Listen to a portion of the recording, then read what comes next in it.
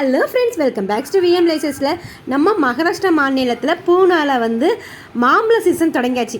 மாம்பழ சீசன் தொடங்கினு என்னடா பண்ணுறீங்க அப்படின்னு பார்த்தீங்கன்னா, அச்சய திதி அதுமா, அதாவது மாம்பழ சீசன் அன்றைக்கி ஃபஸ்ட்டு நம்ம பிள்ளையாருக்கு தான், அங்கே உள்ள பிள்ளையார் ரொம்ப ஃபேமஸ். பூனாவில் வந்து பிள்ளையார் ஃபேமஸ்ஸு. ஸோ பிள்ளையார் வந்து மாம்பழத்தாலே அலங்காரம் பண்ணியிருக்காங்க. மொத்தம் பார்த்திங்கன்னா 50,000 மாம்பழங்க. பார்த்திங்கன்னா அவ்வளோ அழகாக இருப்பார். கிரேப் சீசன் வந்தால் கிரேப்ஸாலே அலங்காரம் பண்ணியிருப்பாங்க. ஸோ அந்த ஒரு காலகட்டத்தில் ஒரு சீசனில் வந்து பேடா இதெல்லாம் வைப்பாங்க. ஸோ பார்க்கவே பிள்ளையாரை பார்க்க அவ்வளோ அழகாக மாம்பழத்தினாலே கோலம் போட்டு மாம்பழத்தினாலே டெக்கரேஷன் பண்ணி மாம்பழத்தினாலே எல்லாமே பண்ணியிருக்காங்கன்னா பார்த்துக்கோங்க. மேலே சொல்கிறேன், அங்கே உள்ள மாம்பழமும் பிள்ளையார் மண்ணால் வச்சு எடுக்கிறனாலே என்னன்னு தெரியல, மாம்பழம் அவ்வளோ டேஸ்ட்டாக இருக்கும். எனக்கு ரொம்ப பிடிக்கும். நான் ஏன்னா பூனாலாம் போயிட்டேன்னா தயிர் சோறு மாம்பழம் வச்சு சாப்பிட அவ்வளோ டேஸ்ட்டாக இருக்கும். ஸோ பிள்ளையாரப்பா மாம்பழ சீசன் தொடங்கினா பிள்ளையாரப்பாவுக்கு ஜாலி ஆகிட்டார்.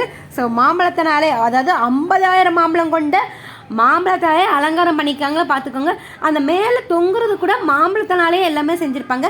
அதே மாதிரி தான் கிரேப் சீசனில் கிரேப்ஸ் எல்லாம் அலங்காரம் பண்ணி அந்த பிள்ளையாருக்கு என்னென்ன சீசன் ஏதோ முக்கால்வாசி ஒரு அட்டை கரும்பு நாளெல்லாம் அலங்காரம் பண்ணியிருந்தாங்க. பார்க்கவே சூப்பராக இருந்து. இந்த வீடியோ பிடிச்சிருந்தா மறக்காமல் லைக் பண்ணுங்கள்.